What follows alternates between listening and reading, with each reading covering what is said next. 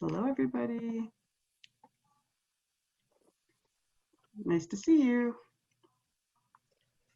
Hello. All right. Hello, hello. Mimi, thank you for waiting so patiently there. Yeah, sorry, I didn't know I joined so early. No, that's awesome. I appreciated you being there. Miss early. Caffrey, good to see you here. That's lovely. Hello, Mr. Davidson. Whoa. We heard you were Hello, checking Mr. in your Davidson. old advisee. Well, old prefects, Prefect. sort of advisee. Where are you? I'm in my back room of Octagon. Wow. I made the big time. I've left the dorm after however many years. So How many years? 30 years at Peddie, maybe 21 years in the dorm. The end of an era. Well, that era was a little longer ago, but I am on dorm duty tonight. That dorm duty in Kerr and K North tonight, which would be the equivalent of Kerr North, where you first arrived many years ago. That's right. As a sophomore. Which I don't believe anyone on this panel or viewership will remember, except for Dr. Peretz. That is true. Scott was my prefect for 2 years, a phenomenal person then and now, and very excited to have him with us tonight. The pickings were very slim that year. That's what Sean Casey told me. He's like, I got to get rid of this guy from K. Please take him. Kerr, all yours. So Coleman, where we lived, was a boys' dorm back in those days. So back to girls now, Scott. Is it really? Wow, man, I need to come to campus whenever we can. I'm long overdue. I haven't been there in 15 years. We're waiting at the right moment. We all are. Yeah. This might not be the year for it. Maybe 2021. Just so you guys know, Scott was actually planning on coming to visit you around Easter. We were thinking last spring, but clearly that didn't happen. So he has been trying his hardest to get this. All right, I think I'm going to let Shrutika take over and do some introductions. Hi everyone, thanks for coming. I'll just give a little intro for Mr. Atkinson. So he is currently pursuing a master's in environmental science from Johns Hopkins. He works for an executive search firm called Struggles in California. So he helps find high-level executives like CEOs, and he also works for the sustainability front of Struggles. So you'll be hearing a lot more from him. So if you all want to just go and introduce yourselves before we get started, that would be great. So I'll go first. I'm Shrutika, I'm a sophomore. And then next we can go to Yulia. Hi, I'm Yulia. I'm from Lawrence, New Jersey. I'm a senior. I'm president of PES this year. I was a boarder, now I'm a day student. We'll popcorn to Alexandra. Hi, my name is Alex. I'm a freshman day student, and I play the flute. We can go to Emily. Hi, my name's Emily. I'm a senior boarder from Homedale, New Jersey. Can I actually ask you guys, you're doing a great job introducing yourselves, but I think that Scott would probably also be curious to see like what you're here for. Like, are you interested in sustainability? Are you interested more in like the entrepreneur business side of things? So Emily, can I ask you to start by adding that as well? Yeah, I know no one's here to just hear Mr. Davidson and I talk about old funny stories from Coleman. Yeah, I'm super interested in the crossover between the two worlds, I guess, and kind of to hear more about that.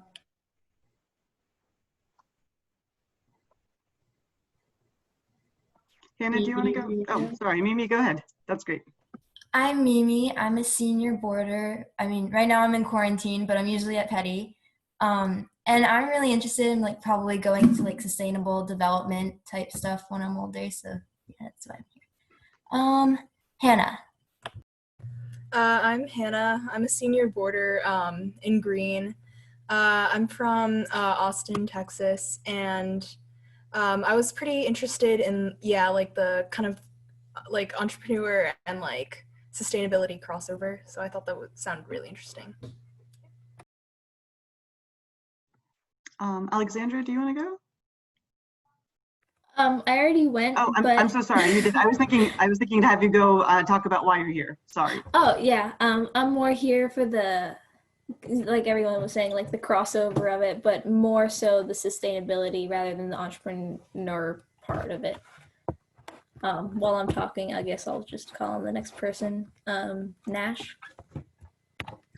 Hi, I'm Nash. I'm a freshman boarder, and I was just interested and came. Mia? Hi, I'm Mia Carmona, and I'm a freshman boarder in Masters, and I just wanted to learn more about sustainability. Adele? Hey, I'm Adele, and I'm a freshman boarder. I was also interested in the crossover, and also because like I'm trying to see everything that's going on and see what I'm interested in. Who hasn't gone? Has Aria gone? Hi, I'm Aria. I'm a freshman day student. I'm really interested in, like, I guess both, but also like mainly the entrepreneurship side. Carol, I think. Yeah, hi, my name is Carol. I'm a junior boarding student and I'm from New Jersey. And I came also because like I was interested more in the like environmental, like sustainability side. Richard, am I right in thinking you still have to go? Yeah, I think I'm last. Hi, I'm Richard. I'm a junior day student. I'm more interested, I guess, in the biological side of sustainability.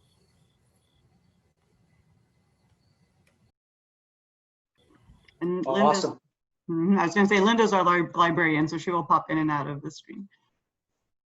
Well, when she comes back, she can introduce herself and talk about what she's interested in. Well, that's fantastic. Thank you for the intros, and thank you to, oh, we have one more person, I think. Wynn can correct me, but he's like maybe he's on the other side of the world, so potentially it's like 6 or 7 a.m. for him. So I won't blame him if he doesn't turn on his phone or his camera. Okay. He might still be in the bed. But we're happy you're here, Wynn. Welcome, Wynn. So really quickly, I just wanted to thank Shrutika. I wanted to thank Dr. Peretz and all of you for joining and allowing me the opportunity to speak with all of you. It's really a pleasure and an honor. And I know that there are 1,000 other things you need to be doing at 7 o'clock Eastern. We'll just keep it anchored in Eastern time. Although I'm in California, I'm here in right outside of San Francisco here in Silicon Valley. But I know it's late your time, so thank you for the time. And I loved and appreciated how everyone was talking about what angle they were most interested in on this conversation, whether it's sustainability or biology or environmental conservation. What you'll find is all of those themes are interconnected and interrelated. I'm sure most of you already know that. It was nice to hear that my background, I don't know if any of you know exactly what executive search means. That's my job.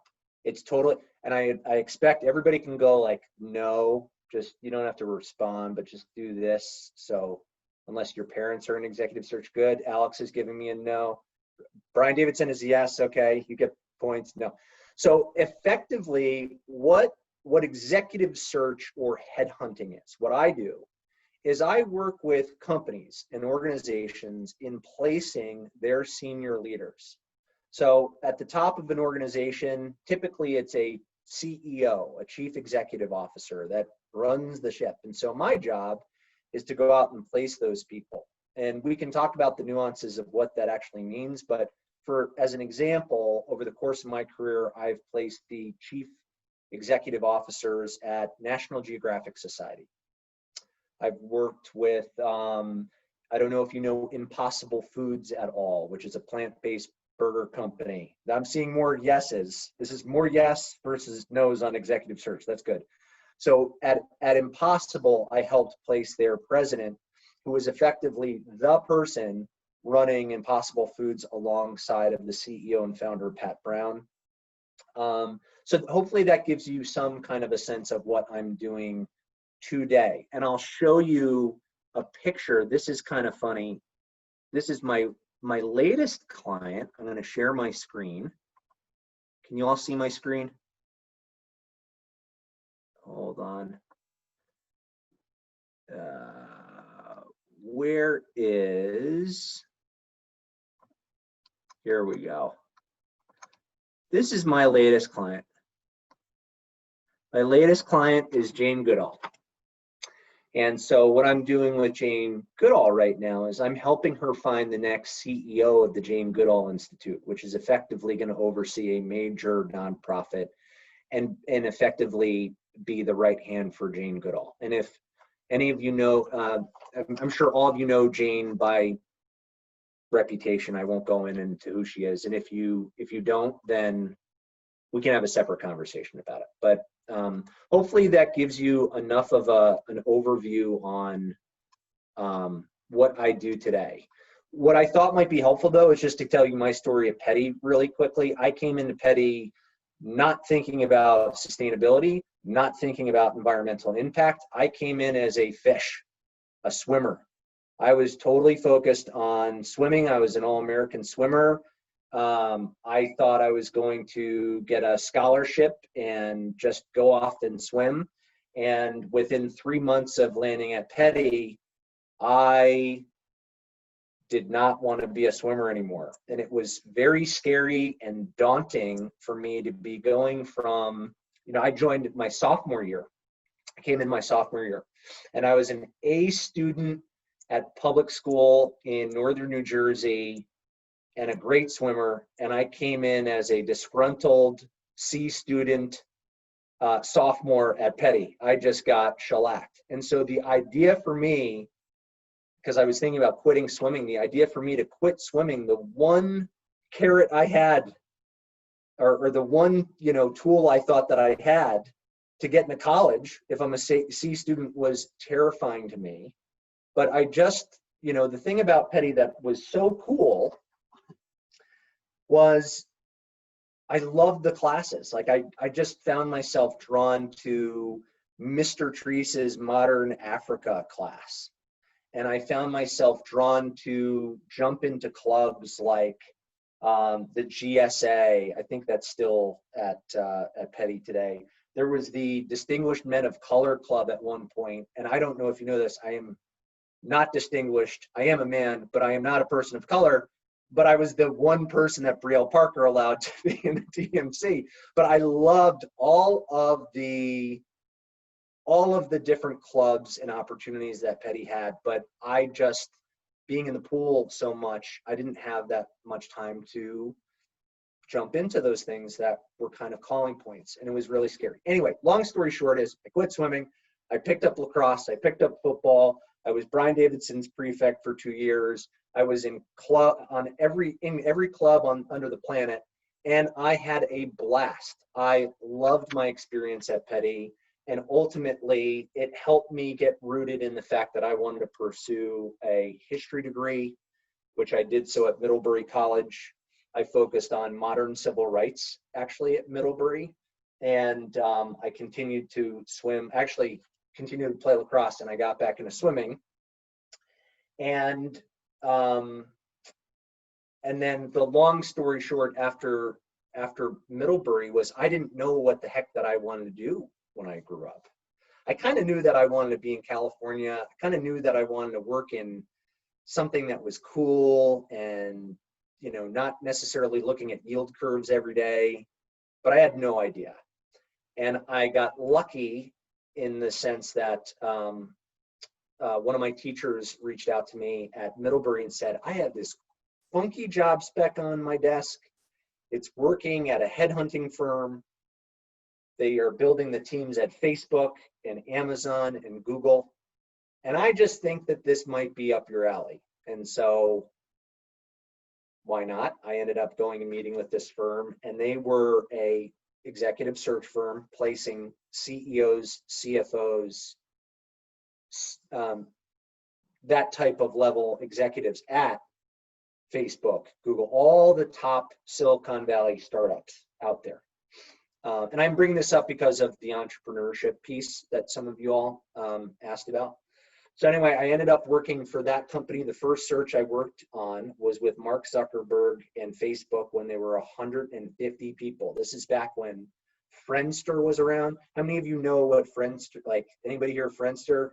Yeah, doesn't exist anymore. But back then, Friendster was like, Friendster and MySpace, no one knew if Friendster, MySpace, High Five, or Facebook were going to be the go-to social networking organizations. But Facebook ended up being the big gorilla in the group because why? They had amazing talent, they had great executives, and we were part of that building process, which was really cool. So I did that for 2.5 years. Then I went to a startup because I was curious about what life would be like at a startup. All it did was reconfirm that I wanted to be in executive recruiting, and then I joined to the firm that I'm at now, which is Heidrick & Struggles. And I joined our tech practice, and for 10 years I worked with building teams at Dropbox and Twitter and Uber, just go down the line. And then about 2.5 years ago, I just was at a funky point in my life, kind of like where I was when I was at Peddie, trying to think about, do I stay in swimming or do I get out? I was at a funky point in the sense where I had this great practice that I built. I felt safe with knowing that I had line of sight into a great career where I could make a ton of money and nothing was going to go wrong. But I just had this scratch of, man, there's a lot of bad stuff going on in the world in terms of environmental and social issues.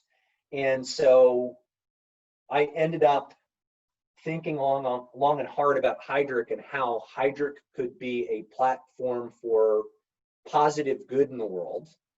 And myself and another partner developed our first sustainability practice, which effectively has meant let's go out and work with companies and or organizations in building their teams. So I mentioned, Impossible Foods that all of you know. I mean, I did the CEO search and CFO search for the San Diego Zoo. If any of you want to go to the San Diego Zoo for free, I got it in.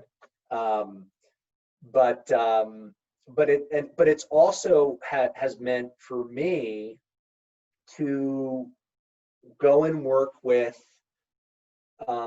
big banks like JP Morgan and Goldman Sachs and work with large asset managers, whether it be Fidelity or CalPERS, and you all might be scratching your head, what in God's name do all of these financial services companies care about sustainability? They care a lot, because what's happening right now, as many of you may be aware, the millennial and below generation, and I'm a millennial. I'm the grandfather of all millennial. I can rock a cane and walk around my house as a millennial. But the millennial and below generations right now are fundamentally investing and buying in a different way than the older generations have. And what I mean by that is what's happened right now is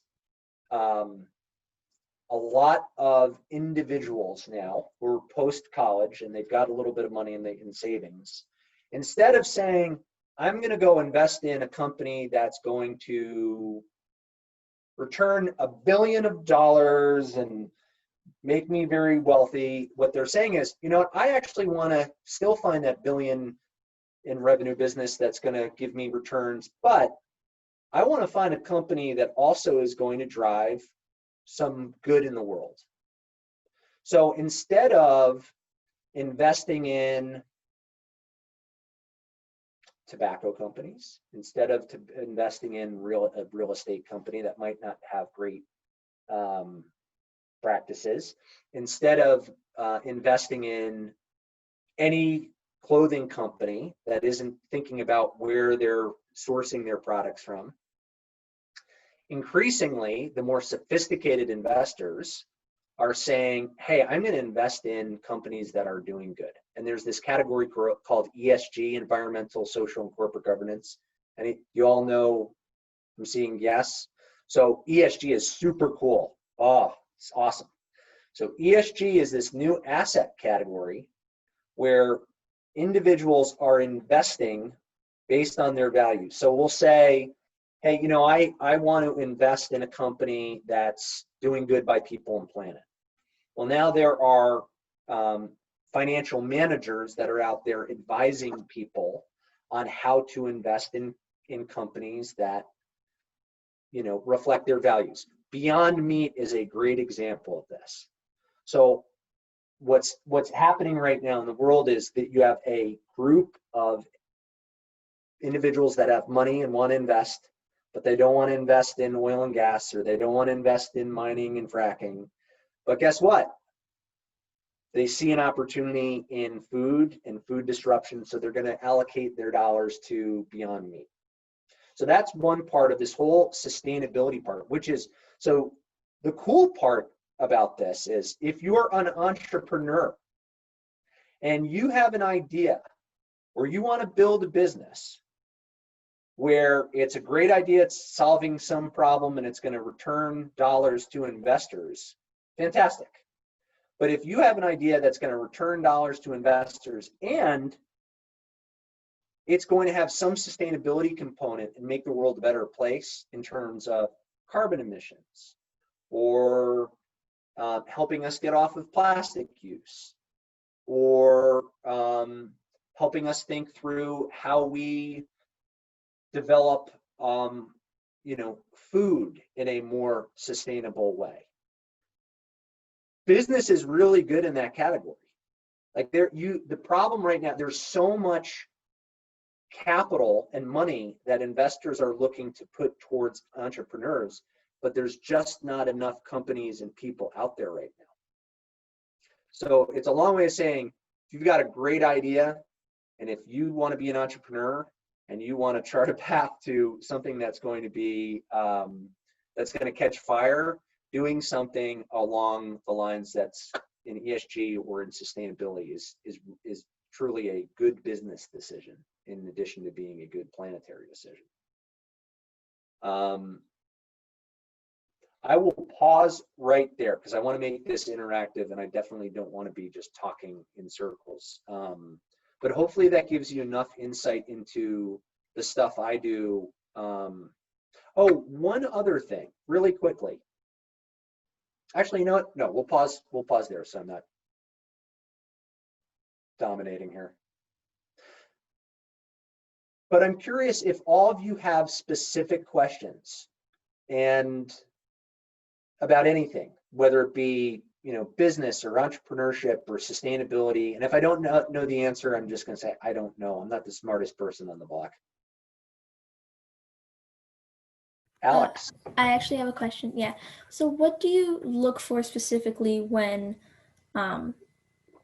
like looking for CEOs of companies that will, like what you said, do good in the world, like provide sustainability, provide less oil usage, things like that. So what do you exactly look for in the person? Yeah, that's a great question. So there's two parts. What do I look for in the person? And then what do I look for in terms of the companies? Right? So in terms of finding great leaders, some of the things that I look at are you know, really track record. Like how have you curated your career over the course of your life? So, you know, let's say, Alex, you wanted to be a general counsel And a general counsel is basically the chief legal officer for a company, right? What I do and I'll look at in a general counsel might be different than a CEO, but I'll evaluate, okay, not only where did you go to school, that's important, but like, how did you actually do? What were your grades? Were you on law review? Like those types of things are actually important in terms of schools. Also, we look at, technical training as a baseline, and then we're also going to look at like, what have you accomplished in your career? I tend to talk to people that are like twice my age. I'm 36, right? Well, I shouldn't say twice my age. That's ridiculous. But I tend to talk to people that are pretty advanced in their career. Like, so the types of questions and the things that I evaluate people on are over a very long 30-year period, right? There's the experience part. There's another part beyond just like what's on your resume that I think is really important, and this is important for you as a leader coming up in the world. There's the experience, and then there's the leadership competencies, meaning how do you operate when things get uncertain or volatile or crazy? COVID is a perfect example of that. Like, how do you operate? What are your default leadership styles and skills when things aren't perfect, right? I really will dive into that, and I'll ask examples for people about like, so tell me your mandate. What was your mandate in XYZ company? Well, I was brought on board to scale a company and take them public. Did that happen? Yes. Great. Tell me about that. That usually is some success story. Many times it's a, nope, I didn't. Okay, cool. Well, tell me about that, and tell me about the process that you went through. It's interesting. In Silicon Valley, like, failure is not a bad thing. Like, I talk to a lot of executives that fail once or twice or three times before they actually have a win on their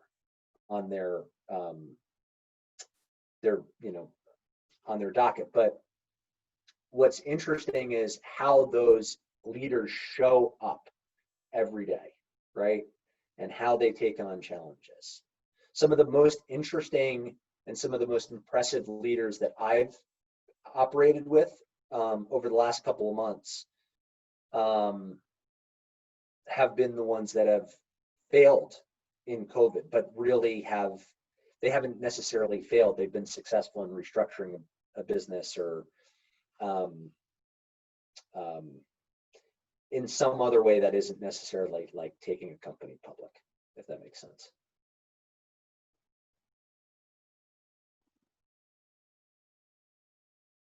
And thank you, that's a great question. The other part is, I didn't mention, when I'm looking at companies, there's a lot of companies out there right now that advertise that they're doing right by people and planet, but they aren't. So part of why I wanted to get my master's in environmental science was so that I could be smarter in terms of doing my due diligence on who we're working with, and understanding who are the good actors and bad actors out there. You'll be happy to know they're mostly good actors, though.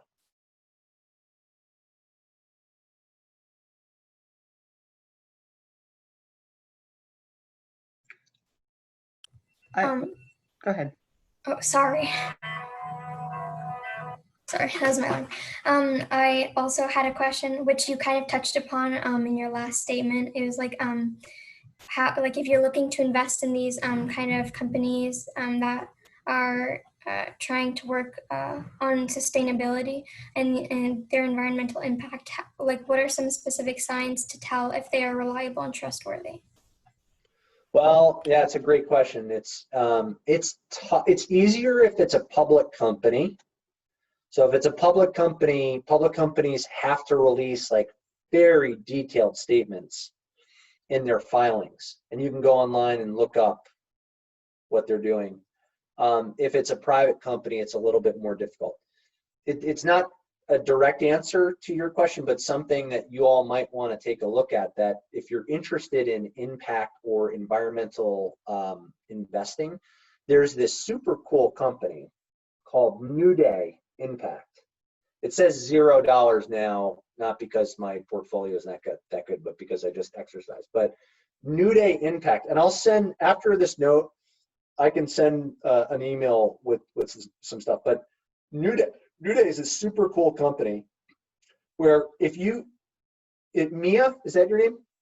Mia, if you have $10 a month, you can start allocating $10 into New Day, and you can go in and scroll and say, you know what, I want to invest around the ocean health, or I want to invest around companies that are, you know, trying to get off of plastic reliance, or I want to do something around diversity and inclusion. By the way, environmental sustainability and social impact and D&I, it's so interrelated, it's ridiculous. So like, that's again another separate talk, but you might want to all check out New Day, and literally each one of you, if you have $5, you can put into this and you can start playing around.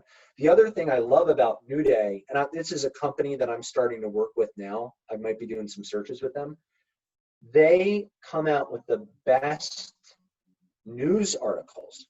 So on their homepage, you can scroll through, and they do a nice job curating, like, you know, different different articles on equality, wildlife conservation, financial empowerment. But it's a good way to, if you want to figure out, like, how do I get into investing in good companies that have an environmental focus, this is a really helpful tool to get you in the starting gate. Thanks for your question.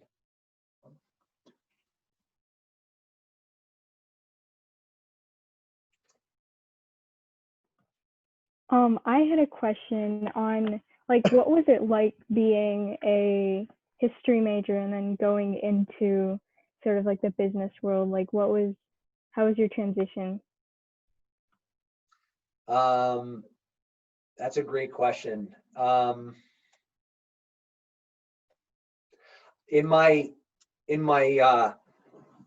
college career, I always had this tension between what I wanted to do and what I thought I should be doing.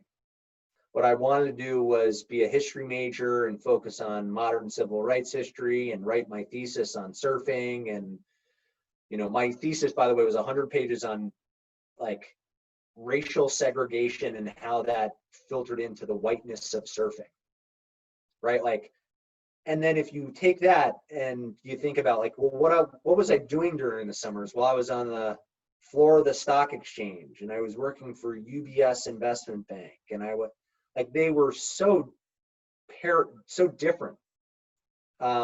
Great experience, by the way. It wasn't actually hard, Shrutika, to take and leverage the experience that I got as a history major into business, because what that taught me at Middlebury was how to be a great writer, how to be resourceful, how to be a great researcher. Business is not that hard to learn. Like, you would be able to pick it up in a nanosecond. You know, reading a balance sheet, it's something that you can learn if you have an interest and you make time for it. But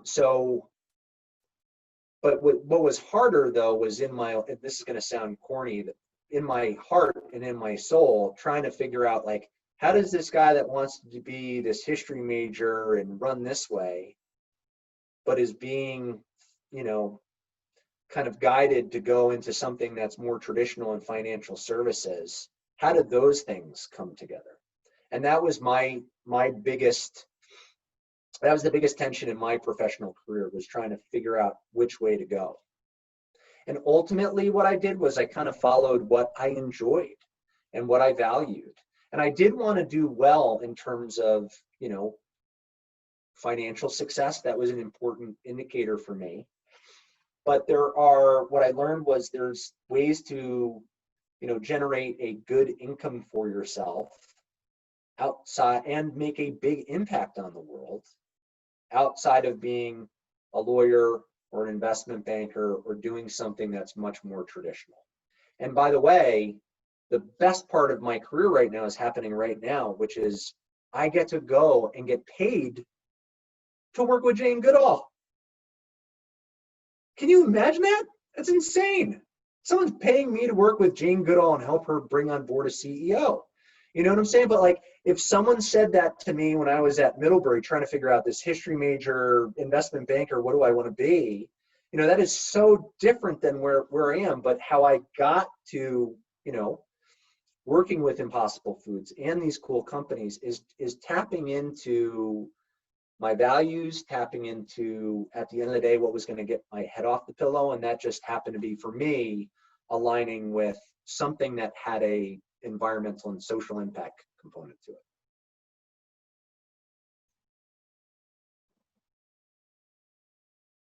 Go for it, Mimi.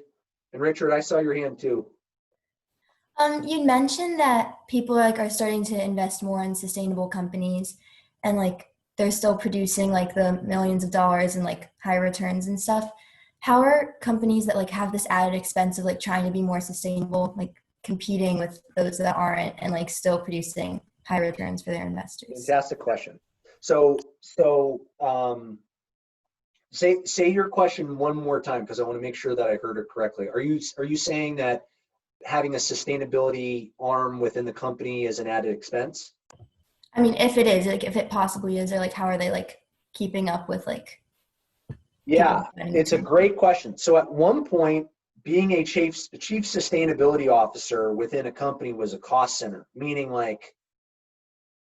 you managing sustainability didn't really have much teeth. It either went with a philanthropic component to a company, in which, when I think of philanthropic, this is a terrible way to look at it, but many times it is aligned with the tax strategy for the company. So, or the chief sustainability function many times was a marketing engine, right? And that has fundamentally changed because, well, I shouldn't say fundamentally. There are definitely companies that are leveraging sustainability principally for the marketing power, and it's powerful. Consumers want to, wear clothes that aren't made from using terrible dyes that end up in the Ganges, or they don't want to buy a pair of jeans that are made by children, right, in different places in the world. So it is definitely becoming less of a cost center and more embedded in the actual business function itself. So I'll give you an example. The chief sustainability officer at Google right now, Kate Brandt, she's amazing. She used to be the chief sustainability officer for the Obama administration. Kate is over at Google and she reports directly to the CFO and works in thinking through what does sustainability mean and how does it elevate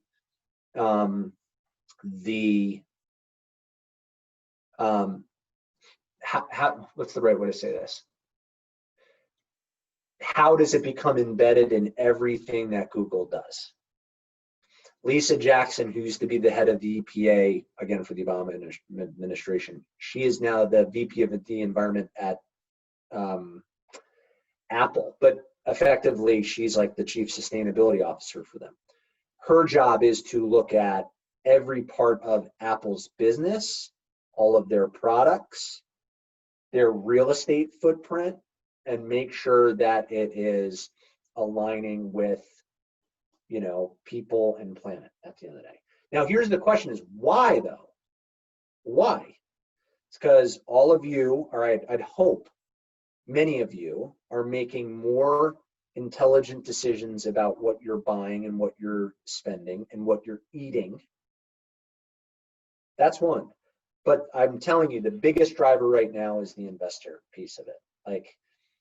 and it's affecting how corporate governance is run for these companies. It's affecting, that's why I think getting on a New Day and playing around with New Day would be a very powerful thing for all of you, and you probably will make a couple bucks in the process.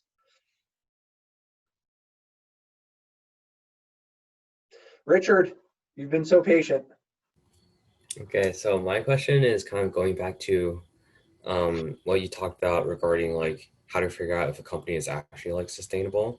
So kind of how do you, is there kind of like a metric by which you measure the kind of environmental impact of a company? How do you tell if their actions are not kind of for like just for marketing purposes or like not that superficial? Yeah, Richard, that's a great question. There are companies who focus on those rating schemes. Like there's been a category of companies that focus on that. I can't to tell you, I haven't found a really good one just yet, to be honest. And if you do, please let me know. I actually think there's a big opportunity there for there to be a rating agency. There is one, it's called MSCI. But I think there's a bigger opportunity for there to be a rating agency for sustainability in this world.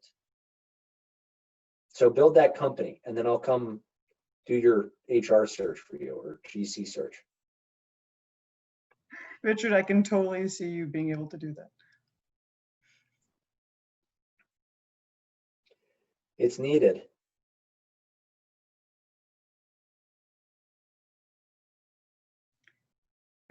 I can't see all the kids at the same time, but if we have a pause, Scott, maybe you could tell them a little bit about like what the master's degree looks like what kind of class it is and things like that.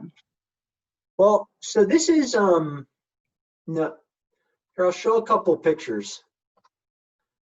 So like I said, I decided to get my master's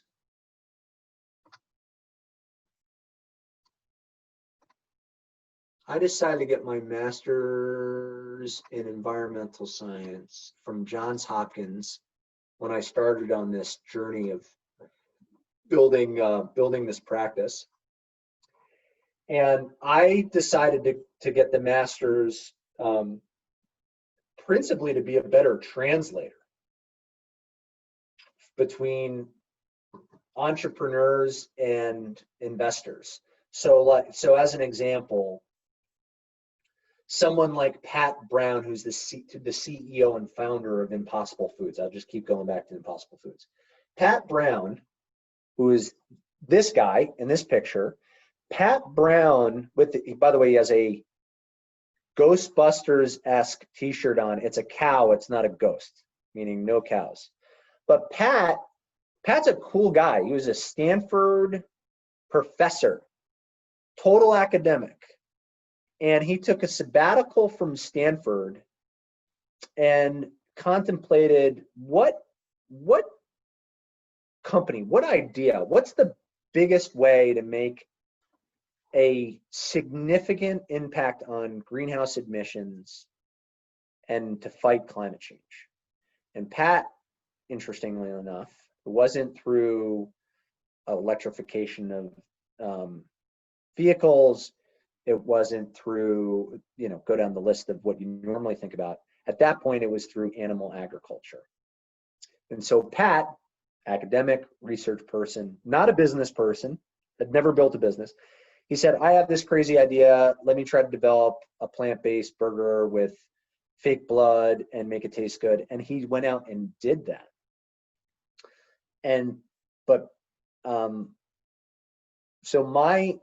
I knew that when I was going to work in the sustainability world, I was going to meet people like Pat, who had this deep environmental science R&D background, but had never built a business before.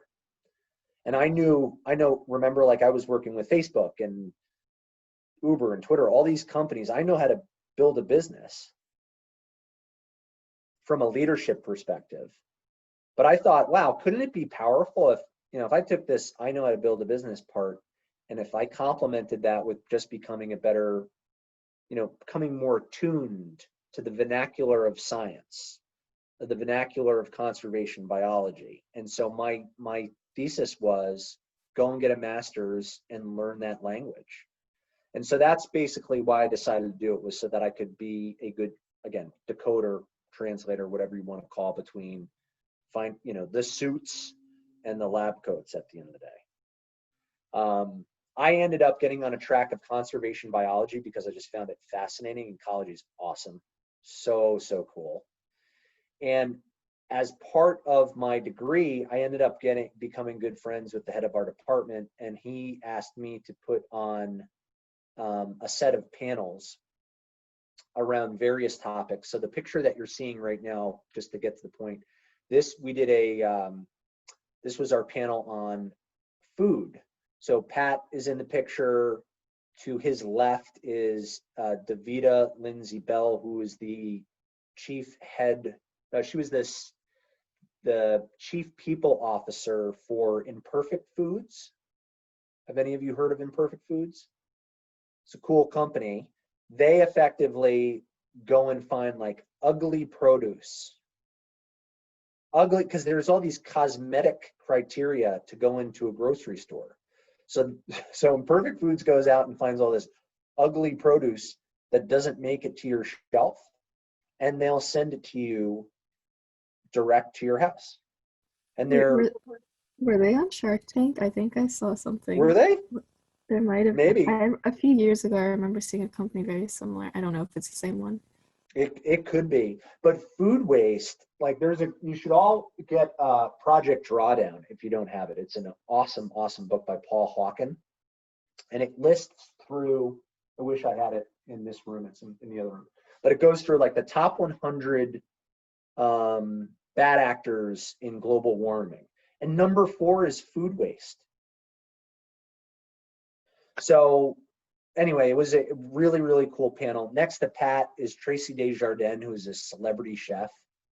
So, but I'm showing you these pictures because, like, going and getting my master's, I didn't think I was going to be on stage through my master's with these incredible people. This was the second panel that we did.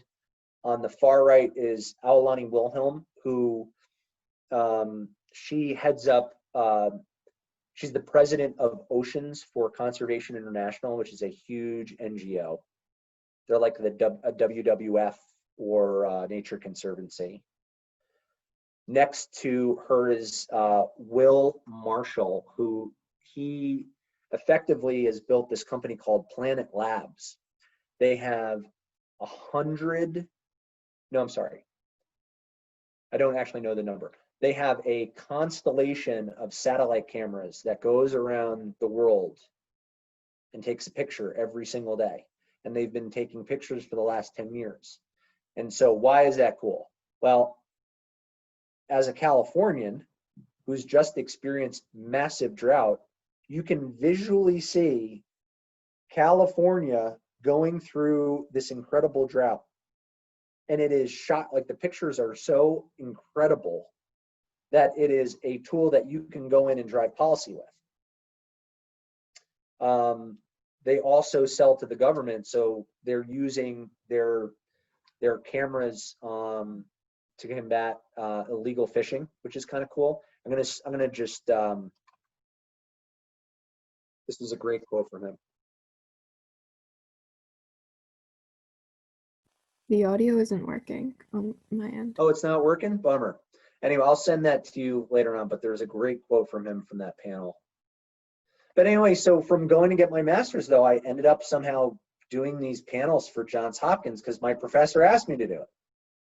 And then what ended up happening from there is the guy in the middle, this Andrea Crosta, the last guy, he's Italian. Andrea has built this awesome organization. Here, let me go. This is Andrea. He rebranded, it's not Elephant Action League, it's now Earth League International. But Andrea has this nonprofit organization that he asked me to come work with him formally on. And he has 40 FBI, CIA, M6 agents all over the world. All over the world. So we have, agents in South Africa that are focusing on elephant ivory and rhino horn trafficking. We actually have a group in China right now doing stuff around pangolins, which is kind of crazy. We have a group that's doing jaguar parts, focusing on jaguar part trafficking in Bolivia and South America. But what's cool about him is he gathers these intelligence documents, and then he forks over these 150-page intelligence documents that are, again, compiled by ex-FBI, ex-CIA officers, and then gives them over to the government. And he did a movie, there's a movie, if you have Netflix, which I know all of you do because we're all sitting in COVID, but check out the Ivory Games. He is in the movie. And there were a lot of people that were forces of change to help basically make ivory sales illegal in China. But the movie will basically show you how Andrea, because of his intelligence documents, it was effectively the last straw to get the president of China to officially ban ivory. There's also a movie he did where he is the main protagonist. It's called Sea of Shadows. This one's on Hulu, and it's crazy. The vaquita, which is the world's smallest whale. It looks like a dolphin in this picture, but it is the world's smallest whale. There are only 27 left in the world. Why are there only 27 in the world left in the sea of in the Gulf right now?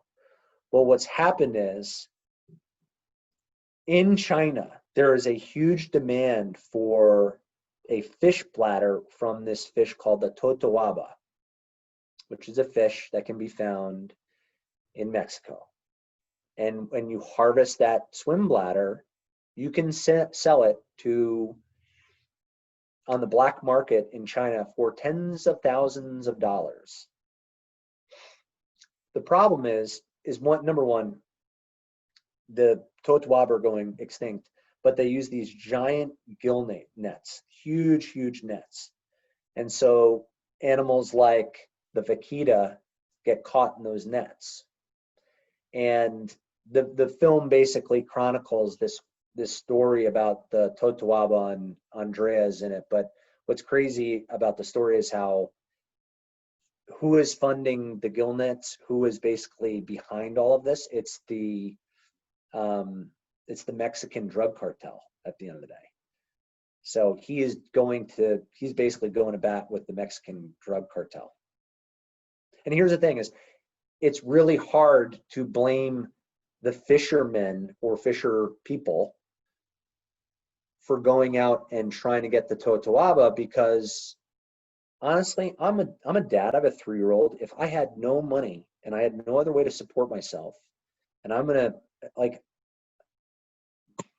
can't sit here and tell you I wouldn't go and get a gill net and try to make a couple tens of thousands of dollars to help support my impoverished family. So anyway, I don't know how I got onto this, but again, from going and getting my master's, I ended up meeting this guy, Andrea, and now I'm working with the coolest nonprofit on the planet. So go and get your master's, I guess, if and when you have time.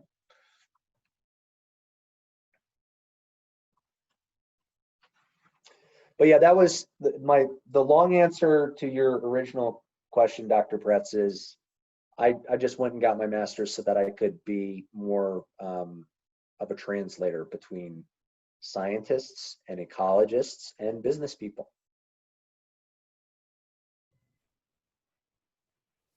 Now we've got some movies to watch over the weekend, which is actually good because Pest could do a movie night. Both are very powerful. I'd start with Ivory Games. Sea of Shadows is heavy.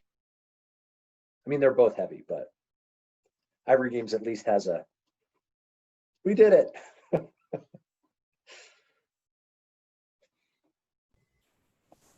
in the interest of time, because I know some of you guys have to go check into dorm duty, do we have any last questions? Do you guys feel like you learned something?